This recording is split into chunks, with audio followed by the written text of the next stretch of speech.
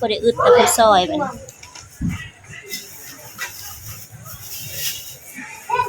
เล่นเราบอกว่าน้ำแหลกซอยลุง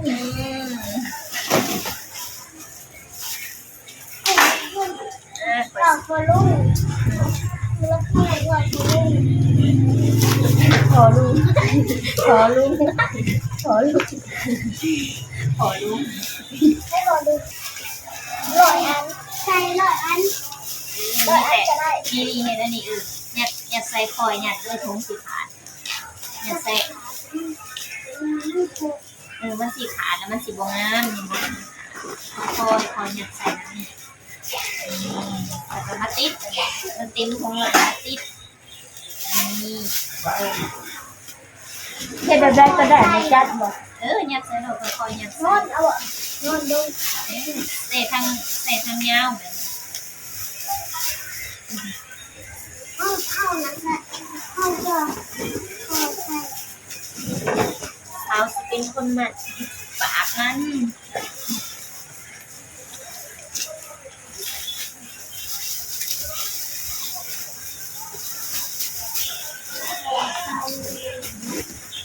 จะได้เงา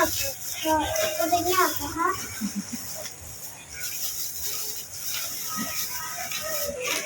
โดยให้ก็มันจะบอกว่าคำ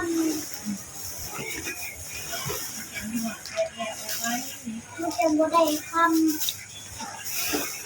มันจะบอกว่าคำบอกเขาแม่บอกกินนมแหละซอยเล่นยังจ้ะแล้วกินนมอยู่จ้ะโอ้ยเป็นครับผมเนี่ยคอยยัดใส่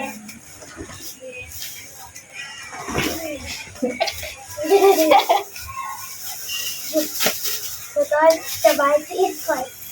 ได้เป็นยางมันถือมือเด้อนิ้วกลางนิ้วกลางยังบ่ฮอดใส่อีกใส่100นี่ใส่แบบสาวใส่คอยเอาใส่ยัดใส่ใส่100 อัน100 อันมันจึงเร็วเหมาะเก่ง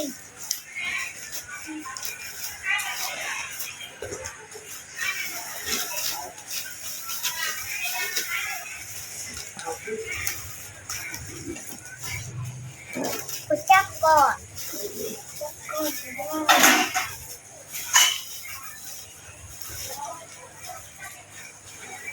ับไปก่อน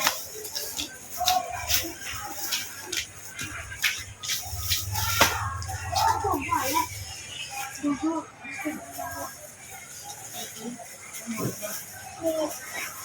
เราจะเข้าใจ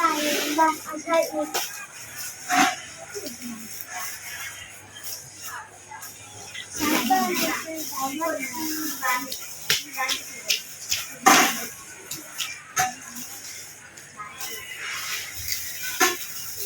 มองยังมาผิดเป็นยังบ้างหาของมันที่ใส่ขึ้นว่าพี่ซิ่งอ่ะไม่ได้เช้าเป็นแล้วพี่เองด้วยพาไปคิดเองดูดู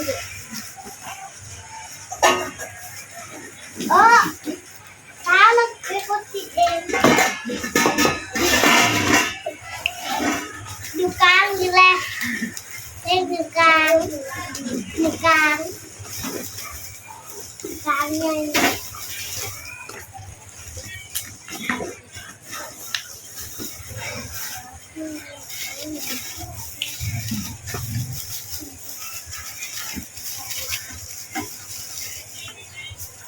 อันนี้สอง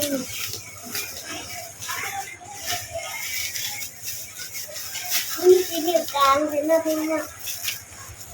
ไม่ใช่พอดี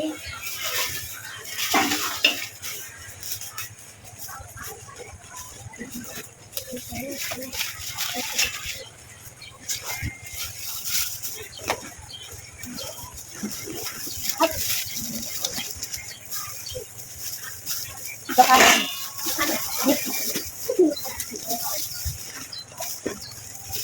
น้องก็พาหามาดิชุด10,000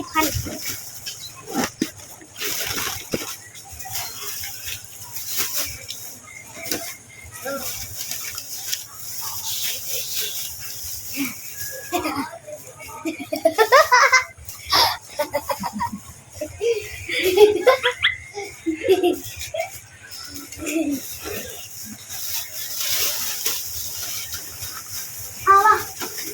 ติ๊กต้นให้ตุ้งติ๊ก หอดหอด หม้อ จะอีกนะมึงขอยนะ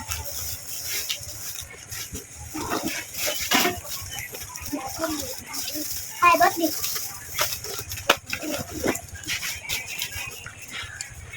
สีอ่ะสาวคนนี้มาสาวคนนี้ พอปะ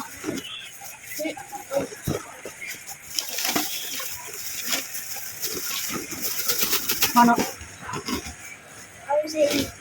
ตามเลย ขายยำมันเอาอันนี้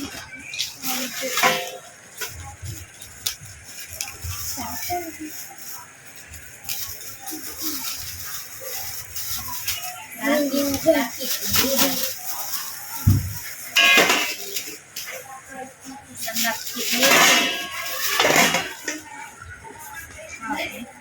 สำหรับกินนวลลายเนาะ สำหรับคลิปนี้ก็ขอคือแสงคือขาว ทุกคนขาวเด็กเด็กนึงว่ะ ๆเป็นน้ำหนาคือดูยักษ์ขาวพอบอก ไปอาบน้ำลายนู่นใช่ บุดเด้ง พ่อสบายดีพ่อลุง สำหรับคลิปนี้ก็ขอจบเพียงสามีเด้อพี่น้องสบายดี สบายดีพ่อลุง บาลูก บ๊ายบาย พอใครบอกพอลุงนี่บอสบายดียังเกาะพอลุงว่าไม่ดูสบายดีพอลุง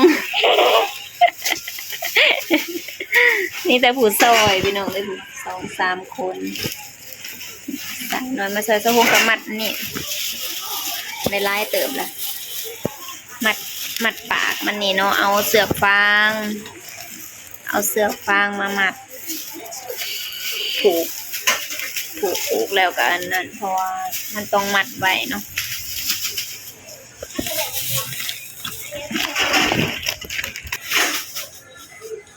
สบายดีพอลุง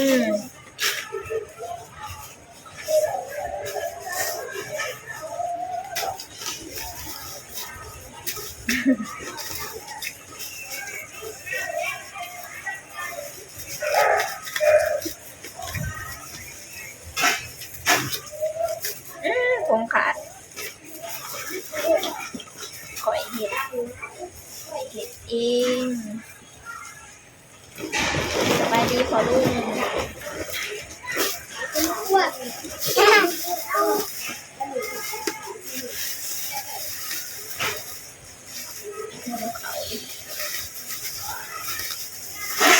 กินบ่ตำหมี่กินบ่ กินมาเพ่ง กินใส่หมักเดียวเด้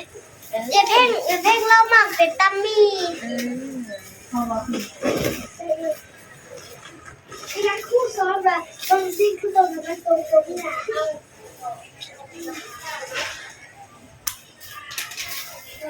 เดี๋ยวเห็ดแล้วกินตำหมี่ อย่างตัมมี่ป่ะแหละ นี่เรียกตำหมี่ เจ็บแอวดิ เก็บแนวเลยสิแล้วอีบ่สนาย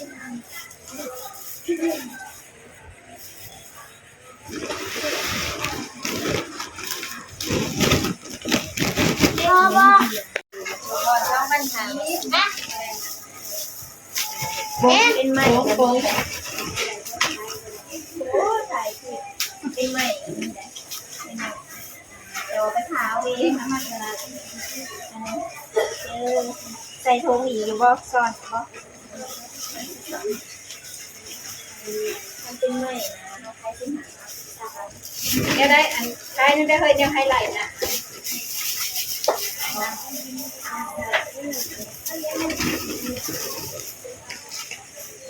เนี่ยแล้วเนี่ยไฮไลท์อันนี้นะ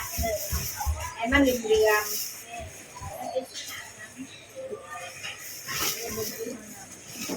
ก็ได้เลยนะขายซ้ำเขาเจ็บเอาน้ำอยู่ไหนตาเป็นเรื่องเกี่ยวกับ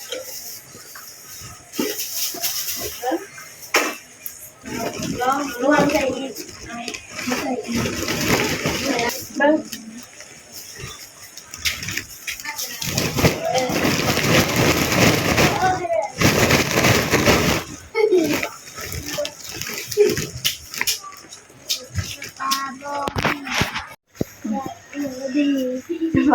สบายดีอีกเลยสบายดีเป็นว่าอยากตำหมี่เนาะพี่น้องมาซอยเดี๋ยวสิไปสั่งตำหมี่ให้จังหน่อยนะ ซอยแล้วไว้ เฮ็ดซอยแล้วไว้ ติดกระติดปิ่นหน้าปิ่นหลัง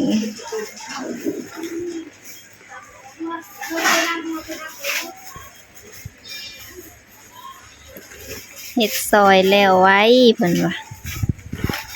ดุยๆตัวนี้สะหงกะมัดแล้วเนาะได้ขายไปแล้วอันหนึ่งมื้อนึงห่างกะยัดใส่ถุงก็ได้ขายละกระสอบหนึ่งพี่น้องกระสอบใหญ่ๆครึ่งแล้วเนาะตอนนี้ก็